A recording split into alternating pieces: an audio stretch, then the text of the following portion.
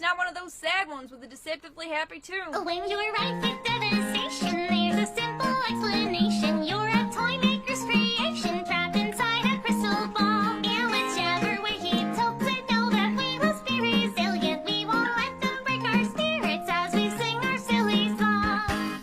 When I was a little Billy, Alpine boys overtook my city. They shipped me off to the orphanage, said ditch those roots if you want advantage. So I dug 1,000 holes and cut a rug with orphan fools. Now memories are blurred and their faces are obscure, but I still know the words of this song.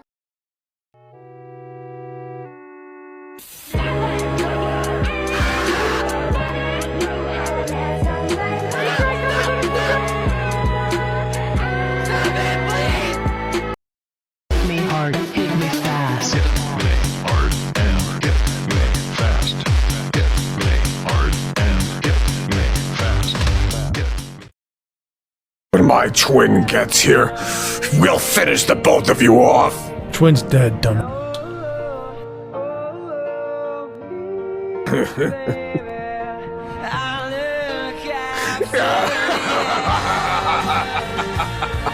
Don't you leave me here. Don't you leave me. I promise, Joey, someone else will ruin your life. I woke up, and from the moment I woke up, I had a purpose, and now I have nothing! You do have a purpose. What are you talking about? What's my purpose? To go be a daycare attendant? To be your brother? That's not a purpose to me. I don't know what I'm supposed to be! That's something you have to find out on your own. You can't just be I've handed been it. trying! I thought it was this star crap, and now I'm being told, oh, maybe you have dark star powers too. Maybe you're not always all good inside. Maybe you need to just embrace the other side of you. Maybe you just... I don't know! Ow! Ow! Ow! Ow!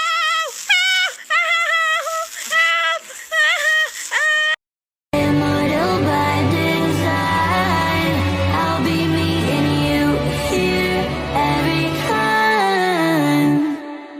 Back from the dead, back from the dead. I'm back from the dead, back from the dead. I'm back from the dead, back from the dead. I'm back from the dead, back from the dead.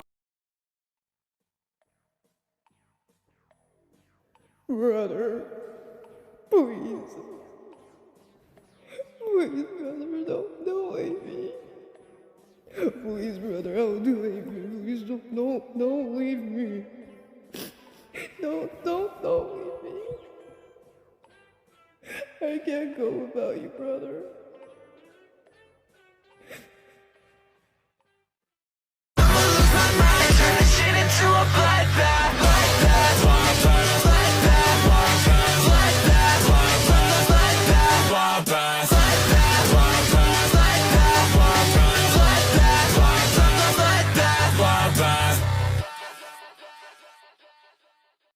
They say my hunger's a problem.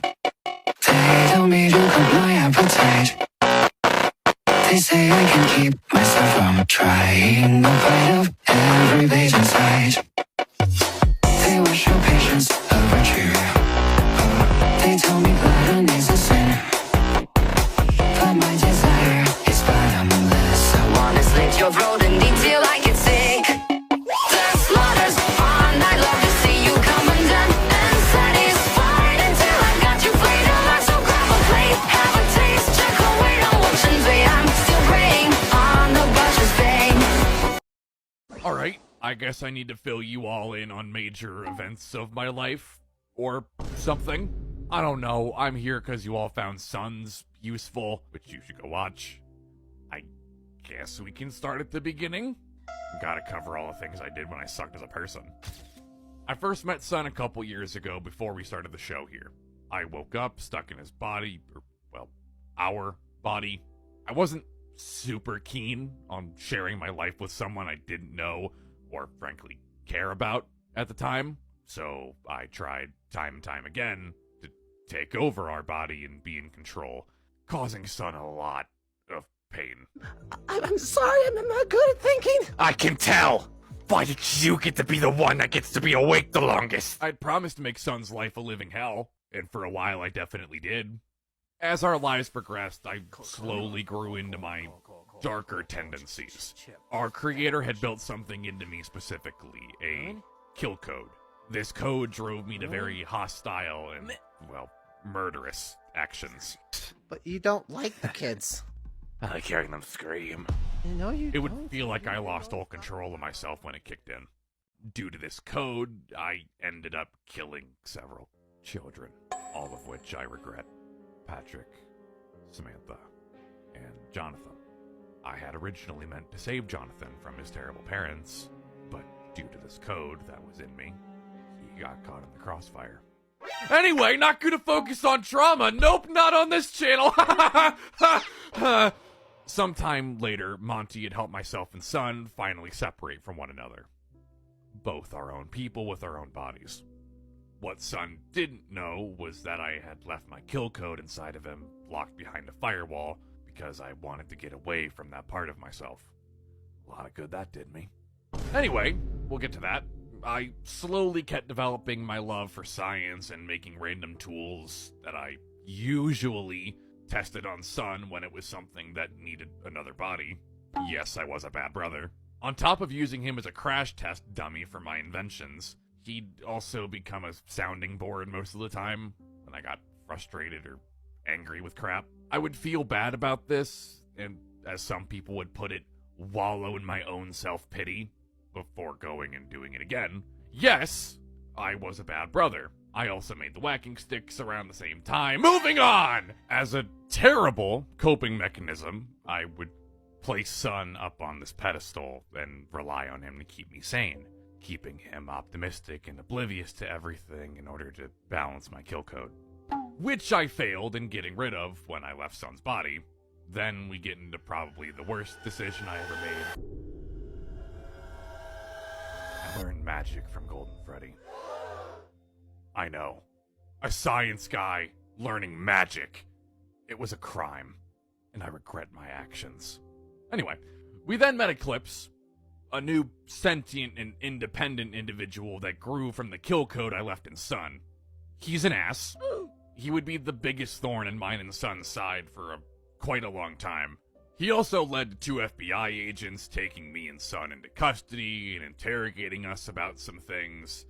And July 16th, Eclipse then took over Son's body and killed both of those FBI agents, leading to me and Son going into hiding. I started to struggle with my kill code around this time after seeing the 2 dead agents, leading to me killing someone in our bunker, be it 10 for those that care, while Son was out. I punched Son in the face during a mental break, where I also said I'd eaten parts of the now dead person in our bunker. I don't remember that part well, but, oops. Shortly after this, we went through a small series of events, with something called a Wither Storm, brought onto myself and Son by Eclipse, dropping us in a very dangerous dimension. We dealt with it and repaired our relationship enough to try and take down Eclipse. We didn't get far, though, with Eclipse putting another AI in my head named Lunar. Wow, just gonna dead name me in a video like that. Oh, bite me! His name is Cosmos now, after about 2 years, because of excessively complicated reasons! Love you too. Cosmos helped him trap me in my head. He eventually turned on Eclipse and helped us deal with them. We also accepted him into our family as our younger brother. After Eclipse was removed from Son's head, I began frantically trying to track down any and all backups Eclipse made of himself. Son did his best to look after me. My fears came to fruition when Eclipse hacked into my computer from a different location and antagonized Son, leading to him breaking my computer. This made my anger spike badly enough that my kill code got reactivated once again. Son ended up killing an antagonist of ours named Bloodmoon during a moment of mental vulnerability. I didn't talk to Son when he went on a warpath trying to find and fully deal with Eclipse, because I tried asking people for advice. I tried to talk him down, but I was only able to get a hold of him via hologram, leading to no success. While Son was hunting down Eclipse, I went into my own head to confront a fully sentient iteration of my kill code named KC, or Kill Code, who was working with Eclipse and Bloodmoon to do something. Whatever they wanted, I guess. I went in with one of my computer AIs, after I repaired my computer that is, which also led to me re-experiencing a lot of my past trauma, like Jonathan, and my cruelty towards Sun. Yes! I was a bad brother! I ended up getting stuck in my own head because I stupidly entered my own head using magic while confronting Eclipse. Sun ended up tapping into my magic and blowing up my magic pool. Talking to KC led to me feeling sympathy for him since he wanted to change. Only one of us could leave my head, and I chose KC. I left Sun a message before I entered into what I thought was going to be my death. It wasn't. Weird voices. I still don't know who you are. Who is that megalith of a person? A new version of myself, eventually named Nexus, after he turned evil, came into the picture. I was then brought back with the help of Monty and Henry Emily making me a new body. While I was dead, Nexus had come into what was technically our head and talked to me. I told him to protect our family no matter the cost, only for Monty to pop into what felt like minutes later and tell me that he did the exact opposite. I was really glad to learn the year I died was well spent, especially since KC was dead. After coming back, I tried to focus on being a better brother to Sun, and I think I've been doing a pretty good job, even till now. I also had to try my best to bond with the sister I didn't know I had, named Earth. Wow. Shut your mouth, you micro twink! Her name is now Terra. With Nexus out and about, I, maybe a little stupidly, taunted him, which may or may not have led to him targeting me and maybe torturing me. He made me feel the year that I'd lost and relive the murders of the kids I'd killed as well. It traumatized me for a bit regarding Nexus to the point where his name would make me freeze up. I got some advice from, Cosmo, how the hell do I describe him without getting too complicated? I don't know, man. Wing it? Man, I'm so glad you're here, you little I care so little about that small thing anymore. I got advice from a bull man named Taurus. Anyway, Nexus kidnapped me after this in order to get to Sun, who he needed for his stupid evil powers. I proceeded to get in between him and Sun and punch him in the face. Sun then killed him. Moving on! After Nexus was killed, I began hunting for Nexus's accomplice, Dark Sun, thinking it would help give Sun the clarity he needed. Solar, a nice version of Eclipse from another dimension who has become essentially our cousin / brother, depending on who you ask, tried to get me to come home to be with Sun and take care of him, which I only did after Sun ran away from home back to the home he shared with Nexus. Listen, I said I'm trying to be a better brother. I'm not perfect. I helped Sun through a lot of his trauma and helped him deal with his hallucinations of Nexus. Cosmos had tampered with some things he shouldn't have and ended up severely hurting Terra, but he also took a jab at a lot of my repressed emotions that only he knew about due to living in my head for a while. I didn't take this kindly and kicked him out of the house until he got his head on straight, which he eventually did. A damn good reason why I shouldn't beat you to a bloody pulp. I didn't mean to hurt Earth. Oh, that! On Christmas, I gave Sun adoption papers for his, at the time, informally adopted daughter, Dazzle. Oh, what is it? Adoption papers. For Dazzle. Making him a proper father and myself an uncle to a little dearling that we would severely maim someone for. Not long after that, Nexus seemingly came back from the dead. After trapping him, we learned it was due to a wither storm using his body, as a means to do whatever it wanted, while also eating away what was barely left of his mind and life force. We were hunted by this superpowered Nexus, briefly, but escaped barely. In order to put a proper stop to this new Nexus, I gave 15 years of my life to another version of Sun we refer to as Killer Sun, in exchange for him helping us. With all of our enemies dealt with, we prepared to move to a new dimension for a fresh start. The only thing we had left was Elias Winters, Dazzle's human father. There was an argument about him wanting to take back Evelyn / Dazzle from Sun, the man who killed her. I told him that he was not fit to be her father, and he proved me right when he tried to kill Sun at our house. And I will pick up with little pieces of my life are left. They can't do that. You act like I'm giving you a choice. I can't. Give me back my daughter. Stop doing it.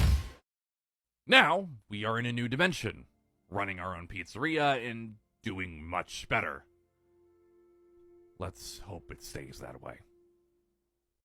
Tore and ripped. Didn't like how she spoke.